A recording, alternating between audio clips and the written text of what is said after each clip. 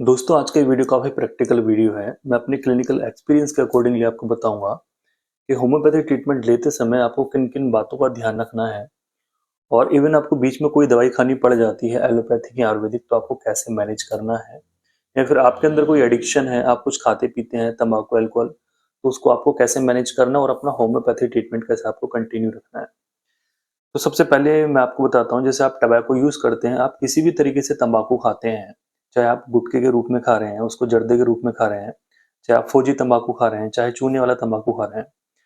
उस तम्बाकू की एक खास बात होती है कि जब पेशेंट को उसकी लत लग जाती है, पेशेंट को उसका एडिक्शन हो जाता है, तो वो हमेशा उसको अपने मुँह के अंदर रखना शुरू कर देता है। जैसे वो कहीं पे जॉब करने जाता है तो उसके मुँह के अंदर मिलता-मिलता है, उसको अगर खाना खाना है तो वो उसको निकालता है, खाना खाता है और खाना खाने के बाद फिर से उसको रख लेता है। तो ये सारी चीज़ें आ जाती हैं एडिक्शन में कि पेशेंट बहुत लंबे समय से एडिक्ट है और उसमें ये सारी चीज़ें वो करने लगा है।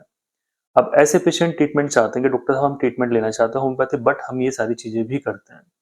तो ऐसे पेशेंट के लिए एक बहुत अच्छा सा सॉल्यूशन है, उससे उनका जो एडिक्शन है वो भी कम हो जाता है। सबसे पहली बात ये जितनी भी एडिक्शंस हैं ये सारे गलत हैं, इनको मैं बढ़ावा नहीं दे रहा हूँ किसी भी रूप में। तो आपका जो भी ट्रीटमेंट चल रहा है उसके साथ आप तम्बाकू को कैसे मैनेज करेंगे इसी के लिए मैं आपको बता रहा हूँ। तो जैसे आपको कोई दवाई लेनी है तो कोशिश कीजिए कि 1 घंटा पहले आपको तम्बाकू यूज़ नहीं करना है और मेडिसिन लेने के बाद लगभग 1 घंटे बाद तक आपको तम्बाकू यूज़ नहीं करना है। वरना जो आप ट्रीटमेंट ले रहे हैं, आपका जो पैसे हैं वो सब खराब जाएँगे, आपको बेनिफिट नहीं लगेगा। तो 1-1 घंटे के गैप से आप रखेंगे तो आप देखेंगे जो ड्यूरेशन है तम्बाकू की वो आपकी कम हो जाएगी, जो मेडिसिन का एक्शन है वो भी थोड़ा सही रहेगा। और जब भी आपको मेडिसिन यूज़ करनी है अच्छे से आप कुल्ला कर लीजिए, ब्रश अगर आप कर सकते हैं ब्रश वगैरह तो आप ब्रश भी कर सकते हैं। ठीक है, अगर दिन में 2 से 3 बार मेडिसिन है तो आप इस तरीके से इसको मैनेज करके चलेंगे।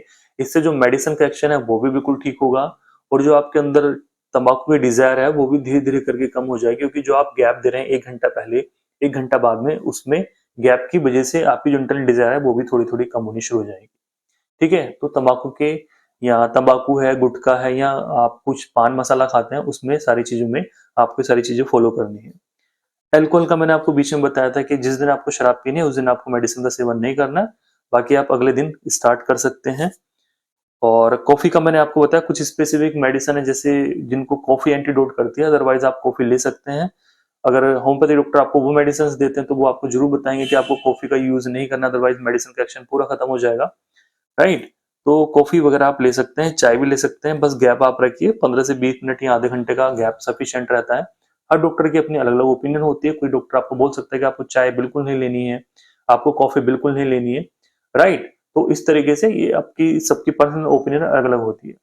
करते हैं, अब एक बहुत मेजर प्रॉब्लम सामने आती है कि कोई पेशेंट मेरे पास से दूर से दवाई लेने आता है, जिसका कंटिन्यूअसली ट्रीटमेंट चल रहा है किसी क्रोनिक डिजीज़ का। सपोज़ कीजिए कोई पेशेंट जिसका आरए फैक्टर पॉज़िटिव है या यूरिक एसिड बढ़ा हुआ है।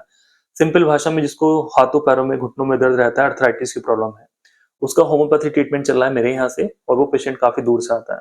उस पेशेंट को बीच में प्रॉब्लम हो जाती है, उसको लूज़ मोशन हो जाए, डायरिया जिसको बोलते हैं या फिर उसको सर्दी, जुकाम, बुखार इस तरह की जो कंडीशंस होती हैं, जो एक्यूट कंडीशन होती हैं, उसमें उसको कैसे मैनेज करना है।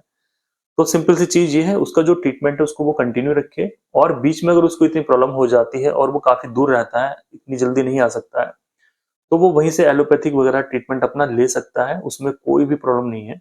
जैसे सपोज़ कीजिए उसने 3 दिन एलोपैथी ट्रीटमेंट लिया है, तो 3 दिन के लिए वो अपनी होम्योपैथी दवाइयाँ बंद कर दे। 3 दिन या 4 दिन में जब भी उसकी जो कंडीशन है सही महसूस होनी शुरू हो जाए, जिसको एक्यूट हुई थी, खाँसी, जुकाम, बुखार ठीक हो जाए, तो उसके बाद से फिर से जो होम्योपैथी उसका ट्रीटमेंट था, उसको वो कंटिन्यू कर ले। अगर स्टार्टिंग में ही उसको ऐसी प्रॉब्लम हुई है कि उसको लूज़ मोशन लगने लगे हैं होम्योपैथी दवाई स्टार्ट होते ही या फीवर आने लगा, तो फिर से उसको होम्योपैथी डॉक्टर को ज़रूर दिखाना है। क्योंकि बहुत सारे मेडिसिन के एक्शन ऐसे होते हैं जो कि पेशेंट के अंदर इस तरह के सिम्पटम्स लाते हैं, तो ये बहुत ऑब्जर्वेशन वाले सिम्पटम्स होते हैं होम्योपैथी डॉक्टर के अगर हम नज़र से देखते हैं कि वो पेशेंट राइट की तरफ जा रहा है या रॉन्ग की तरफ जा रहा है और कितनी स्पीड से वो ठीक हो सकता है, बहुत सारी चीज़ें मैटर करती हैं।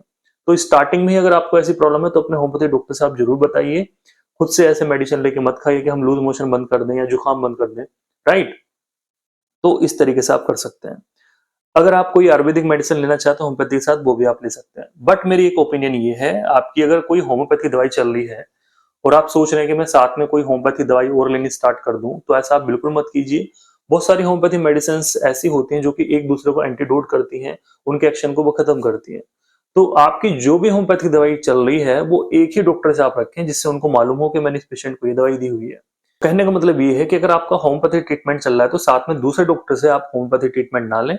बाकी एलोपैथिक, आयुर्वेदिक वगैरह आप ले सकते हैं, इसका कोई भी ऐसा नुकसान नहीं है। बाकी काफ़ी लंबे समय से लहसुन प्याज के लिए काफ़ी सारे पेशेंट बोल रहे थे मेरे से, तो आप उसको ले सकते हैं।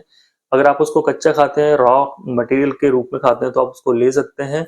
अच्छे से कुल्ला वगैरह ब्रश वगैरह कर लीजिए और आधे घंटे का गैप रखिए, और सब्जी वगैरह में तो आप ले सकते हैं। तो दोस्तों ये थी 3-4 सी चीजें जो मुझे लगा प्रैक्टिकली सभी लोगों को मालूम होना चाहिए, क्योंकि ये सारी जो प्रॉब्लम्स हैं ये सामने प्रैक्टिकली फेस करने को मिलती हैं कि डॉक्टर साहब हमें आजकल ये होने लगा है, तो हम वहीं से कोई एलोपैथी ट्रीटमेंट ले लेंगे। ठीक है, तो इस बात का आप विशेष ध्यान रखें। आज के इस वीडियो में दोस्तों इतना ही। जो लोग होम्योपैथी ट्रीटमेंट लेते हैं उनको आप इस वीडियो को जरूर शेयर कीजिए। Thank you so much.